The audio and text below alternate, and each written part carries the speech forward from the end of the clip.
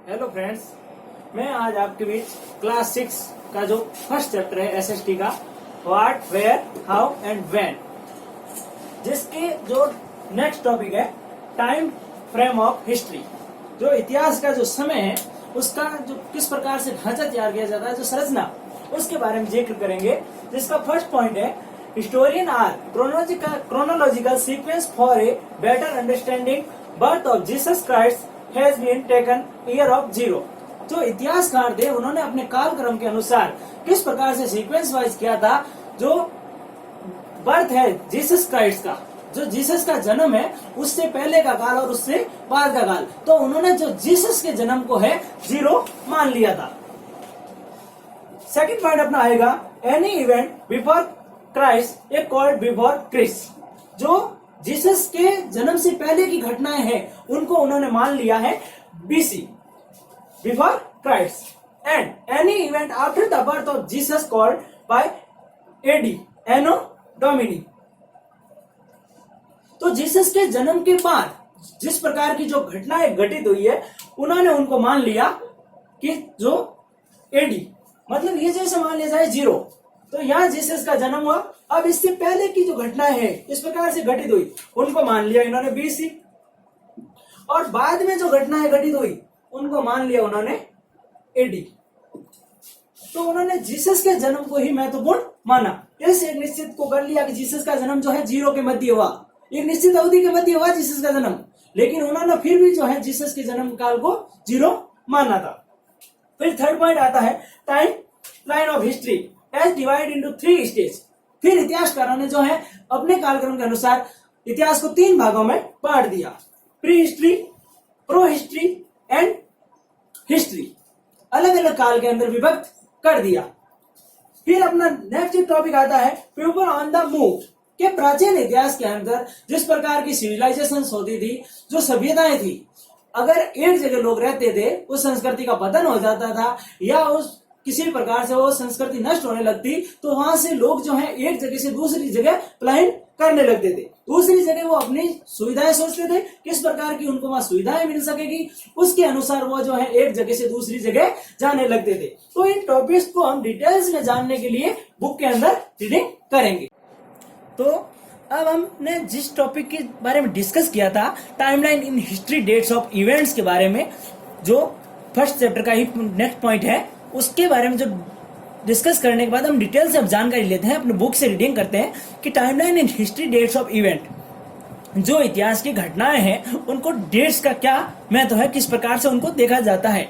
तो timeline it took humans several thousand year to progress from being cave dwellers to creating highly developed civilization, towns and cities. Hence, we study history in 3 broad division: ancient history, medieval history and modern history. तो मान लो जो कई हजारों वर्षों से जो progress कर रहा है, जो अपनी क्रिएटिंग कर रहा है, बड़े पैमाने पे सभ्यताएं स्थापित हो रही है, नगर, गांव, साम्राज्य इस प्रकार से हो रहा है, तो उसका हम इतिहास के माध्यम से अध्ययन करते हैं कि उन्होंने अपने जो 3 प्रकार से उसको 3 बोर्ड डिवीजन में बांटा था, 3 भागों में बांटा था इतिहास को। पहला एंशिएंट हिस्ट्री, जो प्राचीन इतिहास, मिडिएवल हिस्ट्री, मध्यकालीन इतिहास, और थर्ड है मॉडर्न हिस्ट्री, जो है अपना आधुनिक इतिहास। Ancient history, medieval history and modern history. तो अपन करते हैं ancient history. Ancient history study the period from 5 lakh BC. तो ये 5 लाख वर्ष पहले से लगाकर 800 AD है। BC and AD are terms used to measure time. तो BC और AD हैं जिनको अपन टाइम को मेजर करने के लिए इनका उपयोग करते हैं। The birth of Jesus Christ is taken as the reference point from which historian count dates. तो जो इतिहासकार था, जिन्होंने इतिहासकारों ने जो जीसस क्राइस्ट जिनके जन्म को डेट्स काउंट करने के लिए पॉइंट मान लिया। मैंने आपको टॉपिक में बताया ही है कि जैसे जीसस क्राइस्ट की जो बर्थ थी उसको जीरो मान लिया, जीरो से पहले की जो घटनाएं थी उनको उन्होंने बीसी मान लिया, बाद की घटनाएं उन्होंने एडी मान लिया। All dates before the birth of Christ are counted backwards and dated by BC before Christ, whereas the date after Christ's birth are counted forward on dated by AD, Anno Domini, meaning of year of the Lord, जो Jesus का समय माना जाता है Lord. For example 1000 BC means 1000 year before Christ's birth on 100 AD means 1000 year after the birth of Christ. तो BC का मतलब है जीसस जो क्रिस्ट से 1000 पूर्व का समय, और AD का मतलब है कि क्रिस्ट जीसस के बाद में, तो जीसस के बाद का समय वो AD माना जाता है. When so timeline see above. तो 100 BC come after 200 BC while 200 AD come after 100 AD. Noel historian choose BC and C instead of BC before Christ and AD Anno Domini. BC before Christ and era stand before common era and C means common era. If the exact date of an event is not known, the word क्रिगा is added before the date. तो अब जो इतिहासकारों ने पहले BC फिर C फिर BC and AD, तो इस प्रकार से उन्होंने डेट को जानने के लिए अपने जो इस प्रकार के वर्ड उच्चारित किए थे कि वो इन वर्ड्स के माध्यम से जो एडेड डेट को बिफोर या आफ्टर के माध्यम से पता कर सके.